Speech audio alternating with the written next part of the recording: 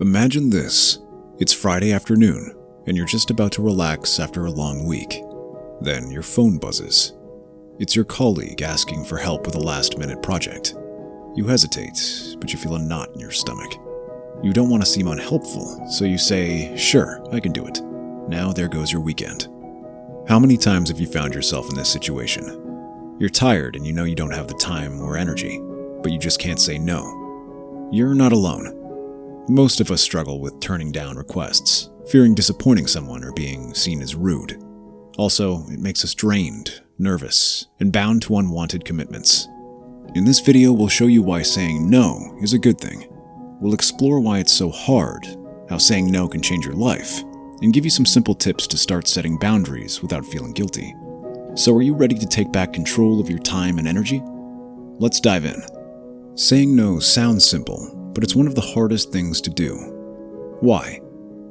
There could be several reasons for this. A lot of it goes back to how we were raised. From a young age, we are taught to be polite and agreeable.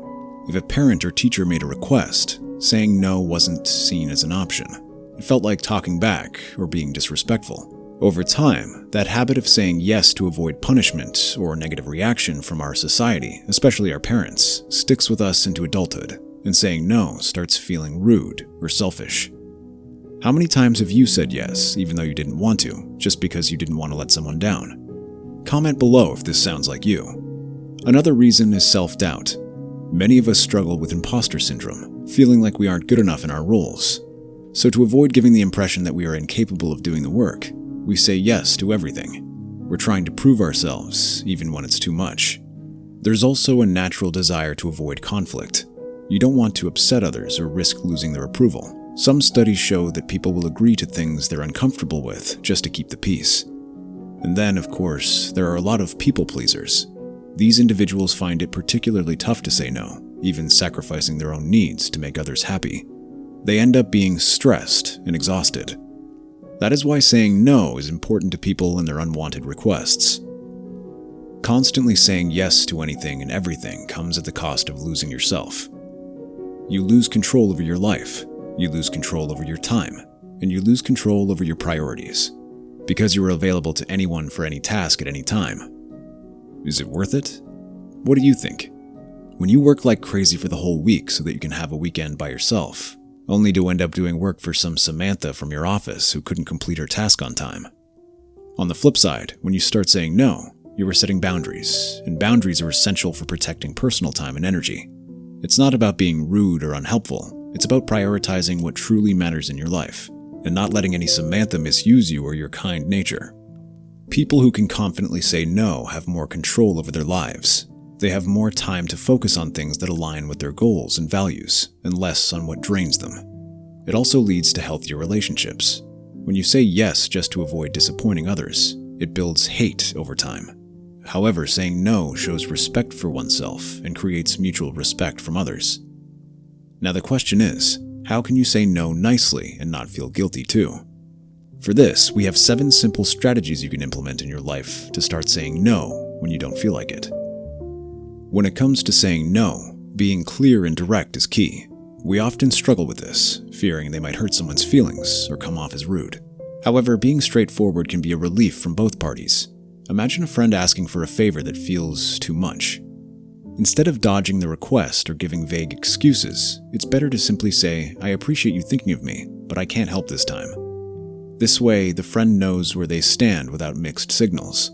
We have the misconception that being direct means being harsh. No, it's not. It's about being honest while respecting the other's personal feelings.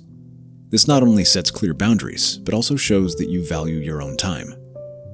Setting boundaries early is a game changer when it comes to saying no. Think about it.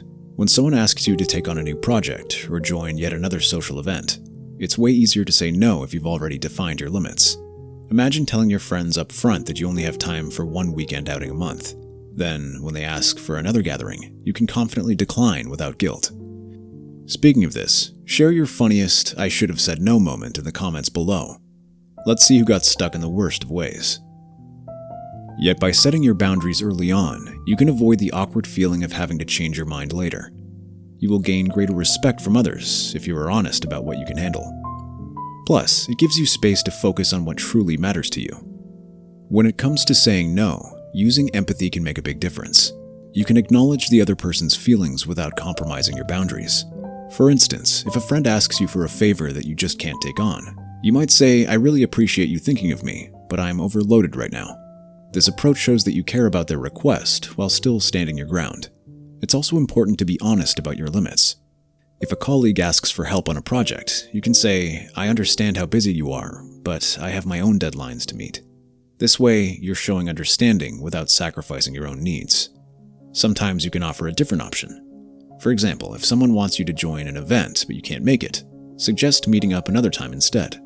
This not only keeps the relationship positive, but also reinforces your decision to say no.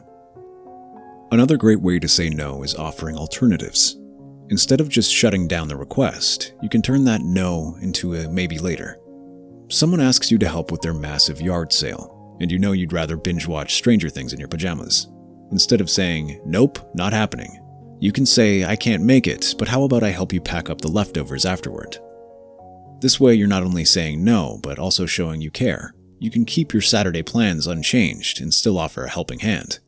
You can also suggest someone else who might be up for the task. "Hey, I can't make it, but I bet Lisa would love to help." So keep in mind to keep an alternative strategy, or call your buddies the next time you have to say no. It might be the perfect time for revenge. What do you say? A great approach is to be sincere. You can tell the other person that you genuinely appreciate their offer or invitation, but you can't accept it. For example, you might say, "Thanks so much for thinking of me, but I need to pass this time." This shows you value their request while making it clear you can't commit. It's important to be honest about your feelings. If you're overwhelmed with work or just need some personal time, let them know. You can say, "I'm swamped right now and can't take on anything else." This kind of honesty helps others understand where you're coming from. People appreciate authenticity and will respect your boundaries when you're straightforward about your limitations. They'll know that when you say yes in the future, you truly mean it. One way to say no is by focusing on the request itself and not the person asking. Instead of you worrying about disappointing someone, take a moment to think about whether this request fits your plans. Ask yourself, can I realistically do this right now? Will this take too much time or energy?